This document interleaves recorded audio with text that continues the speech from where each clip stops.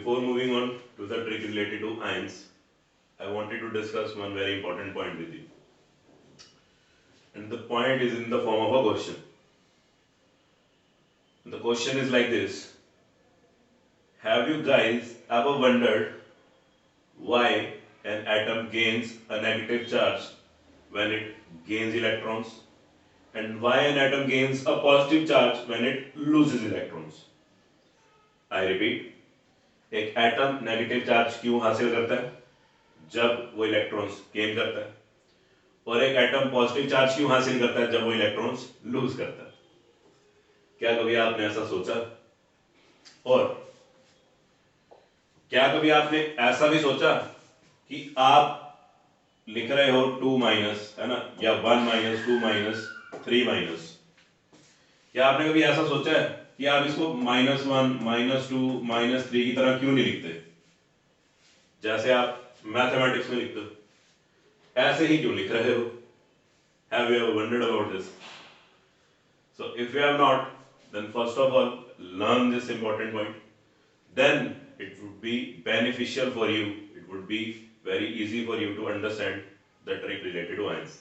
Okay, and you will enjoy the trick. Moreover, this video would help you, or this video would be like a value addition for you. Okay. So a small gift from my side. So I would begin like this. मैं शुरुआत करूंगा एक body से. मान लेते हैं कि एक बॉडी है, और ये बॉडी क्या है जी? स्टेबल है. स्टेबल का मतलब, या न्यूट्रल का मतलब, ये बॉडी स्टेबल है, ये बॉडी न्यूट्रल है ना. उसका मतलब कि जितने अमाउंट में नेगेटिव चार्ज प्रेजेंट है उतनी ही अमाउंट में पॉजिटिव चार्ज भी प्रेजेंट होगा. तो जितना नेगेटिव चार्ज होगा वो पॉजिटिव चार्ज से क्या हो जाएगा? बैलेंस हो जाएगा या कैंसल आउट हो जाएगा, और बॉडी के ऊपर कोई भी चार्ज नहीं होगा. बॉडी वुड बी स्टेबल और बॉडी वुड बी न्यूट्रल. हाँ, आप इसको कोई एटम भी मान सकते हो. ठीक, चलो आगे चलते हैं. तो मान लेते हैं इसने, बॉडी ने, या एटम लेके चलो तो एटम मान लो, इस बॉडी ने या इस एटम ने कहीं से या किसी भी तरह नेगेटिव चार्ज गेन किया. एक यूनिट नेगेटिव चार्ज गेन किया. इससे हुआ क्या?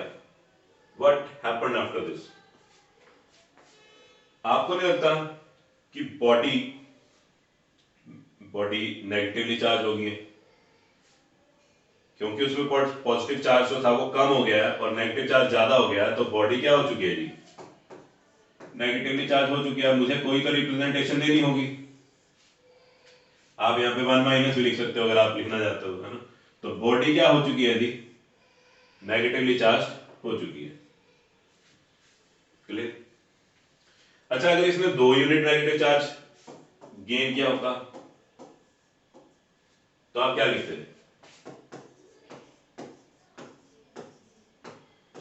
ऐसे लिखते.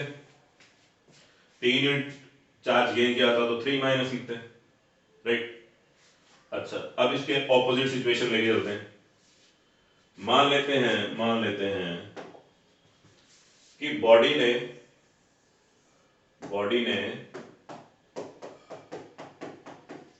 ये 2 यूनिट नेगेटिव चार्ज लूज कर दिया. ये 2 यूनिट नेगेटिव चार्ज क्या कर दिया? लूज कर दिया. तो अब आपको नहीं लगता कि नेगेटिव चार्ज कम हो गया और पॉजिटिव चार्ज ज्यादा हो गया, और इसी कारण से शायद बॉडी पॉजिटिव चार्ज हो गई है, पॉजिटिवली चार्ज हो गई है? कहानी समझ में आई? तो मैं कैसे लिखूंगा? और कितनी ज्यादा पॉजिटिवली चार्ज हो गई है? By 2 units. तो मैं ऐसे लिखूंगा, है ना. ये बॉडी क्या हो चुकी है जी? 2 यूनिट से पॉजिटिव चार्ज हो चुकी है, पॉजिटिवली चार्ज हो चुकी है, राइट? अच्छा, अब आपके मन में ये सवाल आ रहा होगा सर कि सर आपने नेगेटिव चार्ज ही गेन करवा दिया, नेगेटिव चार्ज ही लूज करवा दिया, पॉजिटिव चार्ज के साथ भी कुछ छेड़खानी कर लेते. तो आप एक चीज समझो, आपने ये चीज पढ़ी है, लिखी है, समझी है क्या, कि जो एटम है वो हमेशा नेगेटिव चार्ज पार्टिकल्स यानी कि इलेक्ट्रॉन्स को ही लूज करता है, या गेन करता है।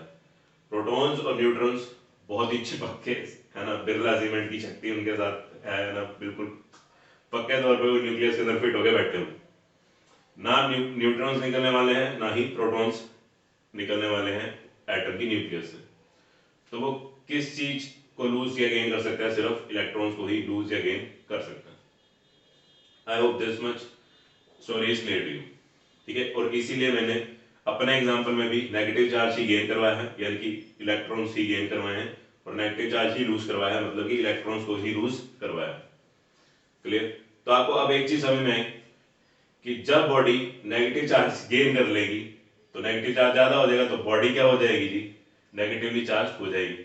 और जब बॉडी नेगेटिव चार्ज लूज कर देगी, यानी कि इलेक्ट्रॉन्स लूज कर देगी, तो पॉजिटिव चार्ज ज्यादा हो जाएगा और नेगेटिव चार्ज कम हो जाएगा, इसलिए बॉडी क्या हो जाएगी जी, पॉजिटिवली चार्ज हो जाएगी। तो एक चीज तो आपको क्लियर हो गई। अब समझना है कि ये 2 प्लस या 3 प्लस या 2 माइनस 3 माइनस क्यों लिख रहे हैं, मैथमेटिक्स वाले सिंबल्स हम क्यों नहीं यूज कर रहे, सीखते हैं। अच्छा एक बात बताओ, अगर मैं आपसे एक सवाल करूं कि आपके पास है x नंबर ऑफ टॉफीज और किसी ने आपको x नंबर ऑफ टॉफीज और लाके दे दी, चलो मैंने दे दी मेरी तरफ से गिफ्ट लो आप, ठीक है। तो अब आपके पास टॉफीज कितनी होगी, डबल। और आप लिखोगे कैसे, 2x, और इसका जेन्युइन मीनिंग यही है 2 इंटू एक्स।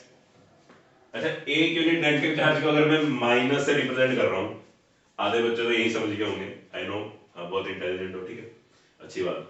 जिनको नहीं समझ में आया समझो, देखो अगर मैं एक x की जगह एक सिंबल ले लूं माइनस, एक सिंबल ले रहा हूं माइनस, ये मैथमेटिक्स वाला सब्सट्रैक्शन नहीं है, माइनस नहीं है, एक सिंबल मान के चलो, ठीक है। अगर एक यूनिट चार्ज था माइनस, तो 2 यूनिट चार्ज को ऐसे नहीं लिखूंगा 2 इंटू माइनस, तो क्या आ जाना चाहिए, 2 माइनस। अब आपको पता चला होगा कि आप एटम्स के ऊपर 2 माइनस है ना, 1 माइनस या 3 माइनस क्यों लिख रहे हो, और उसका मतलब क्या है, इट रिप्रेजेंट्स, अगर जैसे आपने 3 माइनस लिखा है तो it represents 3 into minus, minus represents 1 unit of negative charge, तो 3 यूनिट ऑफ नेगेटिव चार्ज दिखाने के लिए 3 माइनस यूज करेंगे। अगर एक यूनिट पॉजिटिव चार्ज को प्लस से रिप्रेजेंट कर रहे हैं, तो 2 यूनिट पॉजिटिव चार्ज को 2x से 2 प्लस से रिप्रेजेंट करेंगे, और 3 यूनिट पॉजिटिव चार्ज को 3 प्लस से रिप्रेजेंट करेंगे। So I hope my point is clear to you, and I hope the video was really helpful to you. I actually did a value addition for you, and now you are ready to enjoy the trick related to ions. So good luck, and if you have really enjoyed this video, like, share, and subscribe maximum. And all those who are really enjoying the videos, uh, please do share it with your friends. Thank you. Bye.